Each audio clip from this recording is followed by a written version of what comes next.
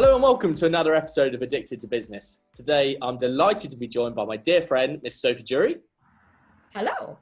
And together with Sophie, we're joined, as always, by the man, the myth, the legend, that is Mr. Stokely Howard. Thank you, Nathan, for the wonderful introduction. So, Soph, I've been fortunate enough to know you for many, many years now, and I know that you wear many different hats. And before we get started, one of the things that I've always admired about you is the ability for you just to be you.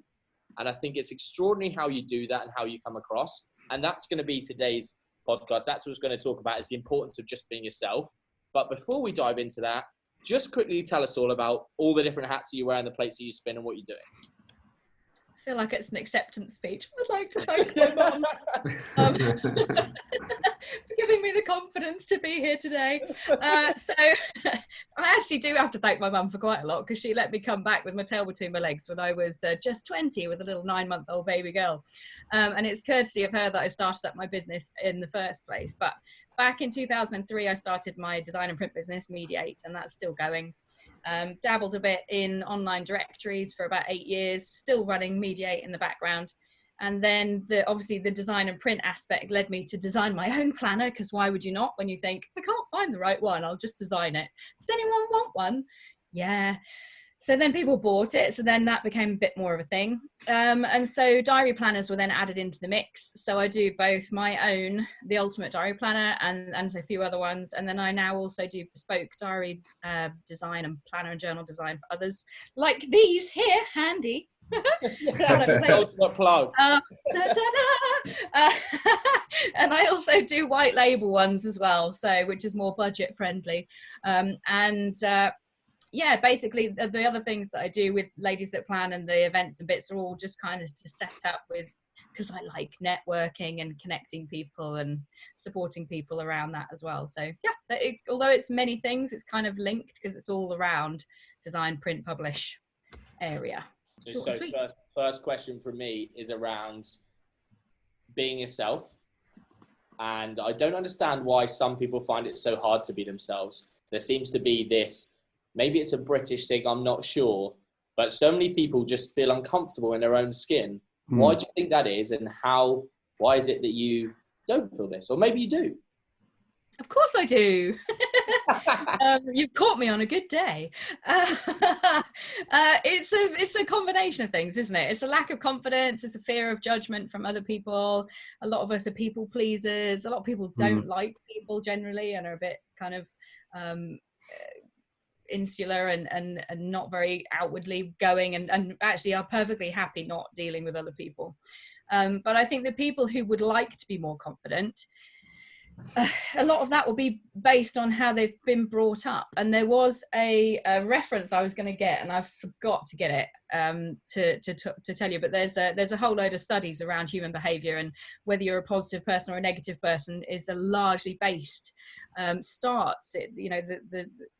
the seed of that starts when you're a little tiny baby, as to whether you were looked after or not, in the case of were you left to cry or were you picked up and cuddled. That's the beginning of the seed of confidence. Or in Stokely's case, dropped on his head. Yeah, I was dropped on my head. Maybe there's a little bit of synchronicity. Did you say Sophie or Stokely then? Yeah, it's a Sophie. It's a mixture. It's a hybrid. Both dropped on their heads as babies. That's why we're so pretty, Sophie, both you and I. I tell you, isn't it? Yeah, I got dropped down the stairs when I was 8 months, about, I don't know, a few weeks old, and shattered my skull. Happy day. I didn't know till recently. Mum said, I was worried your whole upbringing you were going to have brain damage and suddenly get epilepsy as a teenager. And I went, really? You never told me that. So yeah, obviously something went off in there. But no, I think a lot of it is based on how we've been brought up, the experiences that we have, how we've dealt with those, the support network we have around us. And it doesn't necessarily mean that if you were loved and coddled and everything else, you're going to be more confident. I think it's a bit of a mix of all sorts of things. But in terms of overcoming that and becoming more confident, it's a combination of self-work, so self-development, working internally, often with a coach or doing through some mentoring or going to Yes Group, or surrounding yourself with positive things that help you mentally develop, but also a big chunk of it is feeling the fear and doing it anyway, because much like getting fit, you can't get fit without doing the exercise. You can't get confidence without putting yourself in a position where you feel fear, and you can overcome that fear and become more confident through it. So it's a bit of a combination of things. Sophie, so I don't know, if this was the same thing sort of 5-10 years ago, but we seem to have a confidence sort of crisis sweeping across the nation. Perhaps social media has something to do with this, or it has as a small part in this. What are your thoughts? I think social media definitely has a part to play. Yeah. Because we put our best face forward, don't we, on social media? We put our best bits on there. And much as like when my dad died, I did share a lot of the grief process on Facebook. I found it very cathartic. I see other people who are going through difficult times with cancer or something else that's happened, and they share on social media. So it's not that people don't share the bad stuff, but I don't think they fully share the deep, dark, bad stuff, which is what really makes us human. And when you have friends who, when you meet a friend in person, you become friends, you get to see both sides of people rather than just the nice shiny side. And how can you not get FOMO and a sense of I'm not worthy when you look at other people and make assumptions? So many times I do it, other people I know do it. I don't think you can help but do it, can you? You can't. You see an advert that pops up from someone who is particularly triggering for you, and I have to unfollow these people and not see them. I see an advert and I think, oh my God, they're so much better than me. And I go in and I stalk their Facebook page and think, oh man, if I was only doing this, if I was only doing that, I'd be more successful. And I have to just block them because otherwise I just trigger myself and then sink into a little vortex of self-loathing for a little while. So I think everybody does that. It's just trying to remind yourself that what you see is not what is actually real. So there's been a massive growth recently in Instagram Live and Facebook Live, and now I believe even LinkedIn Live. And one of the first times I met you was in your accountability tribe that you kindly invited me to. And it's like, I can't remember the price point, but essentially it's a monthly fee, and you got a load of people together, all like-minded business owners, and we did this accountability piece. And I believe you still run those today. But I'm interested to know, in terms of Facebook Live, are there some, or any of those live platforms, are there little things that you can share with the audience that allows you to just go out and do your thing and pull the trigger, as opposed to that kind of, I don't know what people are going to say or what they might think, etc.? I think that it's really easy to make excuses to not do things, and it's really easy to put stuff off, and it's really easy. You see it a lot with photographs. I'm a massive advocate of doing videos and doing photos. When people do these things, I'm like, you have to do a video, and they go, well, I don't want to do a video. And sometimes I am nice and I don't let them do it, but I say nice tentatively, because actually I think I'm being kinder by forcing them to do it, because every single time I have got someone to do a video, even if it's just, hey, my name's Sophie and I'm from Norfolk, that's it. Afterwards they say, oh my gosh, I was the adrenaline rush, and I feel so much prouder. It was so much easier than I thought it was going to be, and I'm not so worried about doing them now, and it's really excited me because I can see the potential, and now I feel more confident and I'm able to go and do something else.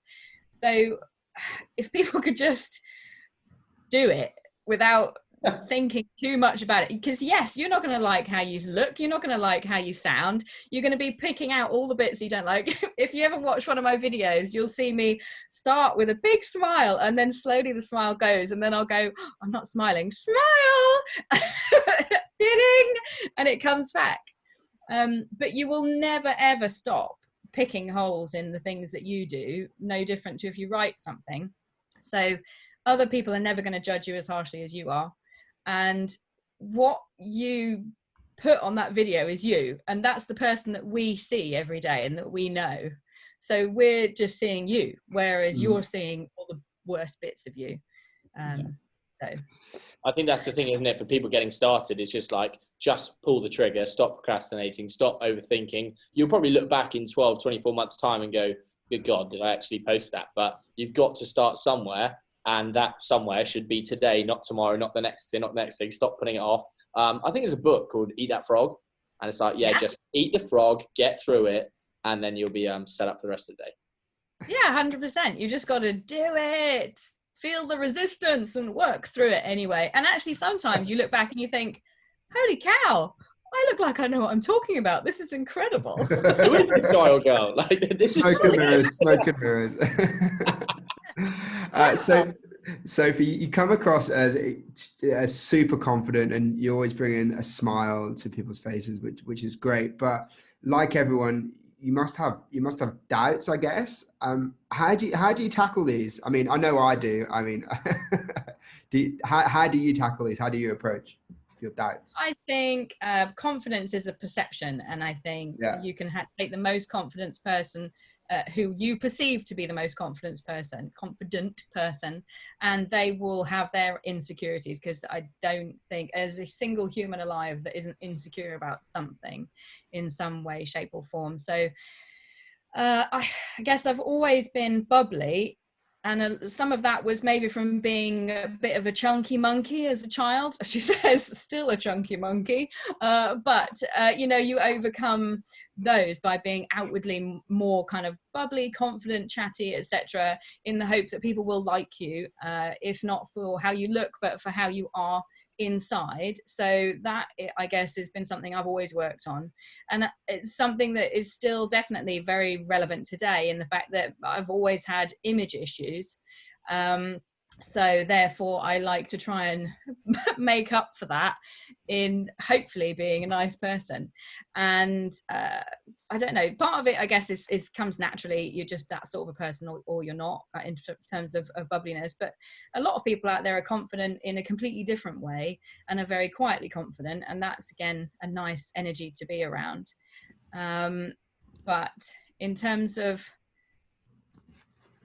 I don't know, it's just a funny thing. And I think self-development is a big part of that. Pushing yourself to do things, having a group around you that say, no, you're a nice human being, or you've done well, or this is good, helps you get over your own demons. I mean, I definitely have regular days where I think, no one likes me, anyone that does is just pretending, and I think I just need to go and move into a yurt in the middle of the wilderness and never see another human ever again. You're not the only one, Sophie, you're not the only one.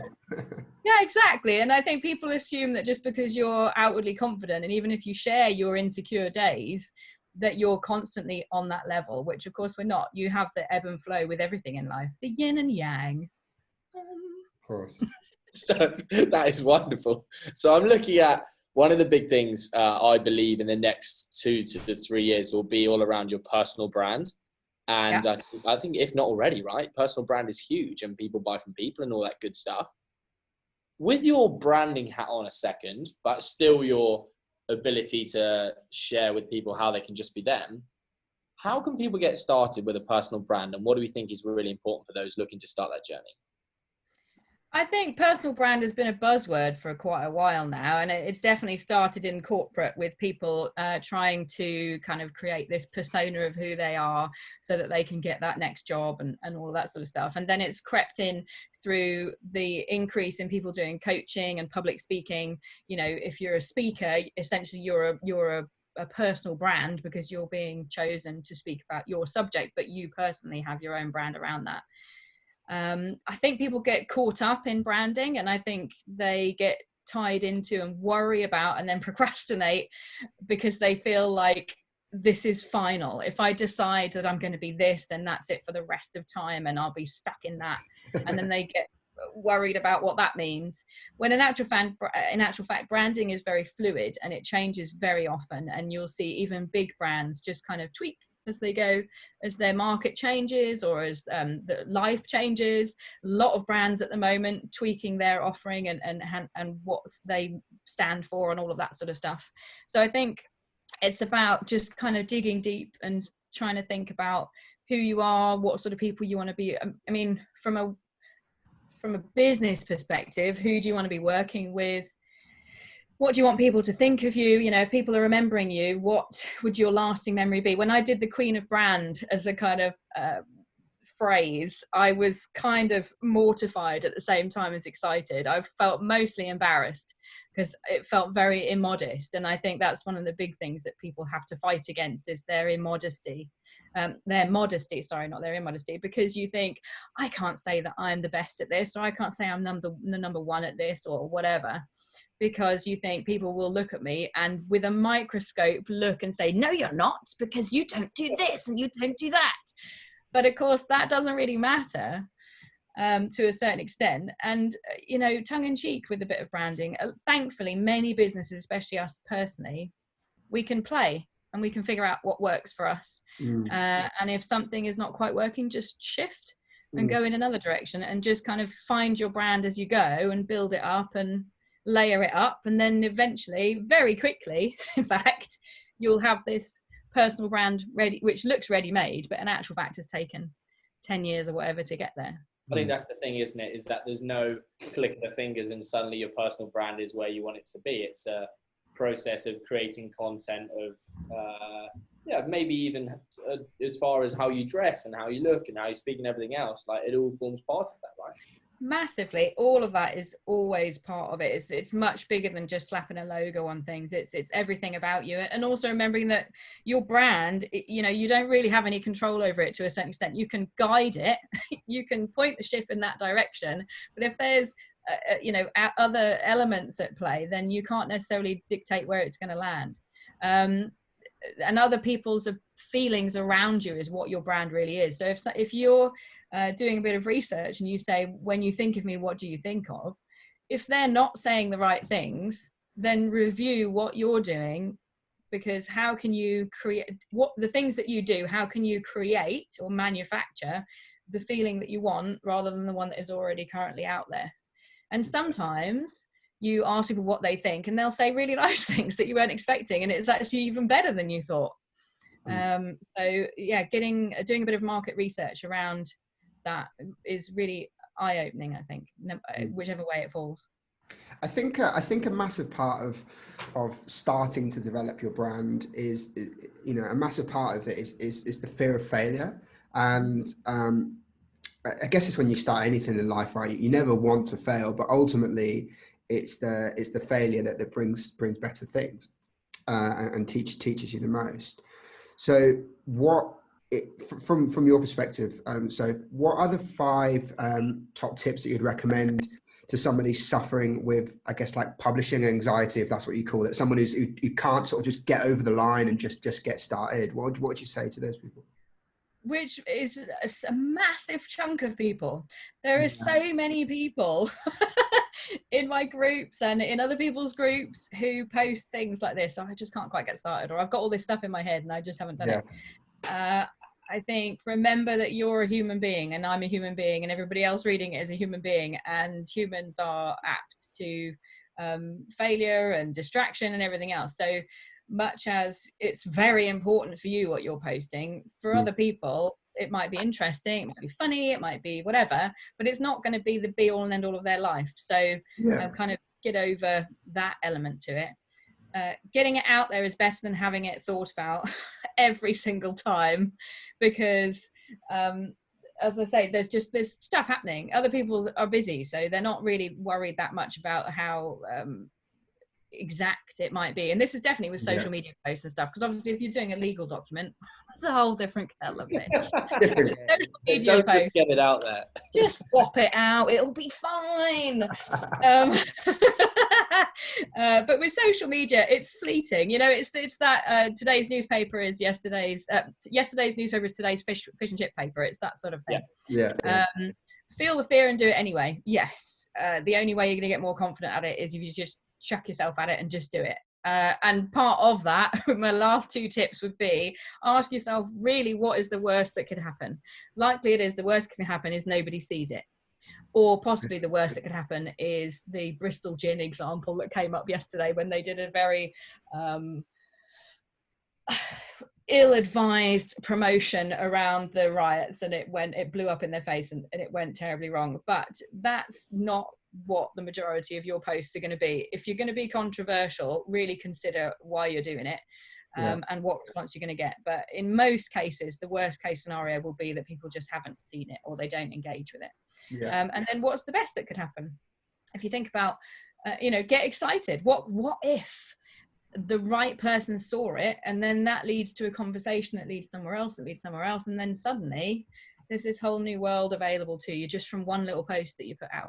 So there's endless possibilities, and you will never know what they are until you actually just put that post out there. No, I agree. One of the things you talked about there were about your groups, and I'm keen to just explore a little bit of those for those listeners that maybe aren't aware of your groups. The Ladies That Plan community, how many members roughly do we have now? I say we have, if it's anything to do with me. It's not crazy digits, it's a couple of thousand, so it's not, it's not huge, but it's we don't actively promote it as such. It generally goes from referral. People find it through that. That's your modesty filter. The one you told people not to operate is in full force. So Sophie has a brilliant community. Just a couple of thousand, over 2,000 members, which is amazing. And in there, everyone's sharing about challenges and wins and things they're concerned about and that kind of thing. And it's an amazing group. It is a lovely group. Can you elaborate that on a bit more for those that aren't listening? What is your kind of elevator pitch for the group that isn't, it's all right, a couple of thousand members, no biggie? It's all right. No, it's a lovely space to be, and I'm quite proud of it. And what's especially nice is I keep seeing people who have connected through the group, through either networking meetings that we've run either online or workshops or events, bits and pieces like that, where they've met and then they've connected, then they're working together and they're recommending each other, and it's a magic thing to see that at play. But it's a space which was originally created to support people who bought my Ultimate Diary Planner. So it originally started as somewhere where people could talk about their planners, ask questions, talk about how they were using them, share their own ways that they plan and all that jazz. And then it grew from that, and it's very much with everything that I do, really. Numerology, I try not to babble on too much, but I did some numerology with Mark Wentworth around my business, and one of the colours based on the date that the business was founded is pink, which is the heart chakra, which is all about coming from a space of love, which is pink or green, it's kind of both. So I made a conscious decision a few years ago to make sure that when I do the work that I do, is it coming from a place of love and compassion, in which case that's going to be a good thing in some way, shape or form. So I like to lead with that, and it's about being supportive of people, it's about helping, and it's about being there as a friendship community, really, and a positive, proactive one. It's not about not having problems. It's about being proactive when you have a problem, or, feeling like you can share and bits and pieces like that. So much as we do productivity and time management and goal setting and all of that sort of stuff, it's very much around self-care and compassion and friendship as well. So is that a pink pen I see you've got? Of course it is. And a pink wall. Everything is pink walls, pink pen. And a pink banner that says, "Be brave." There's my ladies. There's all the fun things that we've done. Look. There we go. Look at them all. Yeah. I did the banner because when I do an event, I want to have it so that people can just get a little bit of nice inspiration. So much as it's a bit of branding at play, it's how do I want people to feel when they see my logo? I want people to feel supported and loved and excited and empowered. So let's just tie the loop on that one. If someone is interested in Ladies That Plan, first thing, we've got to be a lady? Well, it used to be. So I've got Ladies That Plan, but I've got the Productivity Tribe as well, which is the membership one, which is a next level of support from that. And that is open to everybody.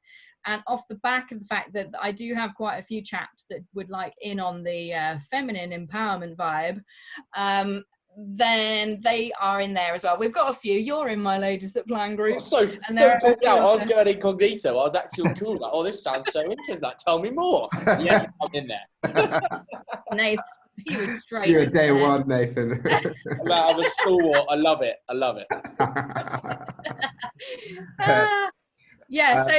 that the Ladies That Plan group is on Facebook. It's free. People can join on there. But I've also started a mighty network, which is called Ultimate Planners, which is open to anybody. So for that one, I'm looking for more content anyway, for people to put their own articles and blogs. So just create a nice little positive business and personal connection space, really. That's I think amazing. we need a lot of it. And much as I do love the feminine energy of getting the girls together, you boys need a little bit of TLC as well. Of course we do. Bring out the blue pens. Ridiculous, all this pink stuff. Blue planner. Yeah. Sophie, I mean, it's so clear that, you know, that feeling part of a tribe or community and having that sense of belonging is so important to yourself and so important to many of us. You know, do you think businesses creating tribes for their customers is the next logical step for them? I think it's always been a step, whether they've consciously done it or not. Tribes are massively important. They go back to our roots of being cave people and sitting about in tribes. It's really important for us as humans, as a species, if you take us down to our core level, to have other people around us, because if we don't, then we create a sense of fear, and we're trying to do this on our own. We're not created to do things on our own necessarily. We're made to do it as a team. So any business you can think of, really, you are creating a tribe, albeit not in with the word tribe. Anybody that is your customer is part of that, because they're buying into you and what your business stands for and the products and all of that sort of stuff. Apple, massive tribe. McDonald's people, massive tribe. Costa, I mean, goodness, lockdown is the best example of people saying, I need my Costa, and queuing for hours to go and get a coffee when they can make one at home. So but whether you actively create one or not, you're going to have one in your customers. So if you're not utilizing that and giving them a bigger space to connect with each other, then you could quite easily be missing a trick. I mean, a great example is television programs like Game of Thrones, or anything that's got a big hype, Trekkies, Star Wars, anything like that. You look, there are fan websites where they all get together in the forums and they talk about stuff. So as a business, you can choose to tap into that and create a space and have some sort of control over it. Whereas obviously if people are going about and doing it on their own, then there's less control there. But what is lovely is being able to connect people that enjoy what you do and to have them work together, and then to build more and more on that and give them more, because by creating some sort of tribe space, you can reward people for being in your tribe and your customers, which creates more loyalty, which creates more good feelings, which creates more recommendations and referrals. So it's a powerful thing to have. I don't think it necessarily should be done too lightly, because it's also time consuming, energy consuming, etc. But yeah, certainly we're all in tribes all the time, whether what clothes we wear, where we live, who we hang out with, they're all our little tribes. So as a business, you know, you just choose whether you actively participate in your tribe or you just serve them without doing that. So I think that's really interesting. When you mentioned TV programs, Stokey, what was the first program that came to your head in terms of a tribe or TV show?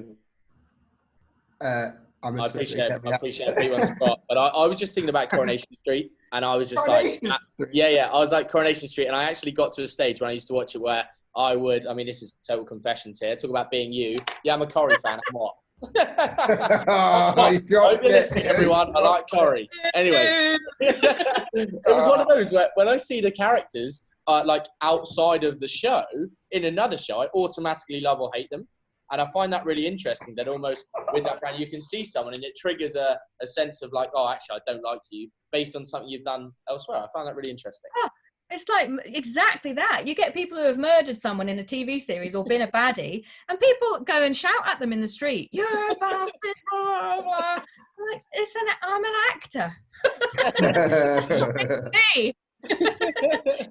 So the final thing is around, I mean, you're always on great form, and today you seem on exceptional form, and I'm so glad. I haven't been another human for so long. What I'm really keen to know is, obviously you've got to a place now where, and yeah, you'll have your demons, of course you will, but you've accepted who you are and accepted what you stand for. And for those listening again, we always have this reputation on this show of not only asking the difficult questions, but also giving practical advice. So as the last thing from us around practical advice, if you were listening and you know you need to make a change, where would you start? Just with some soul searching, I think. And well, a few things. So look at who you're hanging around with, because much as it's a cliche, if you're hanging around with people who drag you down and make you feel bad and say bad things to you and never compliment you and never say you're a great person and I appreciate having you in my life, or anything like that, then please seek out some people who are going to be nicer to you, because it's hard enough getting by in life without having other people really drag you down. And there are some people out there who, much as you might wish they change, it's not necessarily their setup, and we cannot be responsible for other people changing. The only people we can be responsible for changing is ourselves.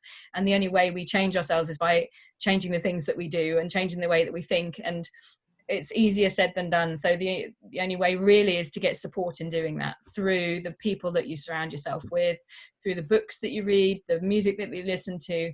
Get grateful, consciously grateful about stuff. That's one of my biggest tips always. Love that. Is a gratitude diary. I started one after I did my NLP back in 2011. And I remember thinking, this is never gonna work.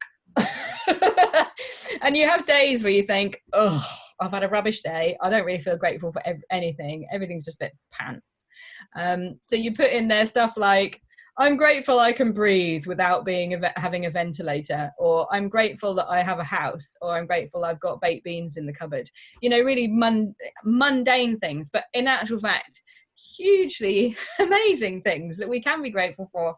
But what happens is that you actively start seeking out things to be grateful for, to write in your gratitude journal, and you change what your unconscious mind is looking for. So if you're constantly thinking everything's rubbish, I'm rubbish at everything, then your brain will be looking for things to prove that point to you.